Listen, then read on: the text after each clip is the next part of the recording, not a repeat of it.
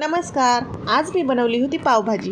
ही पावभाजीची recipe मला रील्समध्ये खूप वेळा यायची. मी म्हटलं चला एकदा ट्राय करून बघूया. ही पावभाजी मी एकाच भांड्यामध्ये बनवली आहे, ती कुकरमध्ये. चला तर मग बनवूया. त्यासाठी मी घरात होत्या तेवढ्या भाज्या कट करून घेतल्या, स्वच्छ पाण्याने धुवून.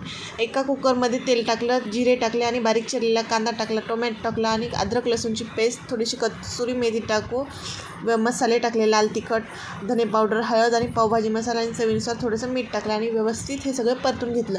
कट केलेलं गाजर, शिमला मिरची, पत्तागोबी आणि माझ्याकडे हिरवे वाटाणे होते ते टाकले आणि वरतून बटाटा पण टाकला बारीक करून आणि हे सगळं व्यवस्थित असं मसाल्यात परतून घेतलं आणि थोडंसं पाणी टाकलं. थोडंसं म्हणजे खूप जास्त नाही टाकायचं, भाज्या शिजतील एवढं टाकायचं आणि 2 ते 4 शिट्ट्या करून घ्यायच्या.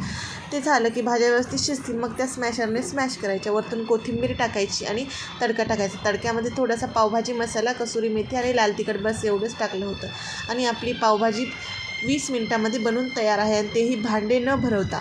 चला तर मग पाव भाजून घेऊया. त्यासाठी मी एका तव्यावर बटर टाकलं, थोडंसं पावभाजी मसाला टाकला आणि मस्त असे पाव भाजून घेतली. ही पावभाजी खायला एक नंबर लागत होती आणि करायला पण जास्त वेळ लागला नाही. एकदा नक्की ट्राय करा आणि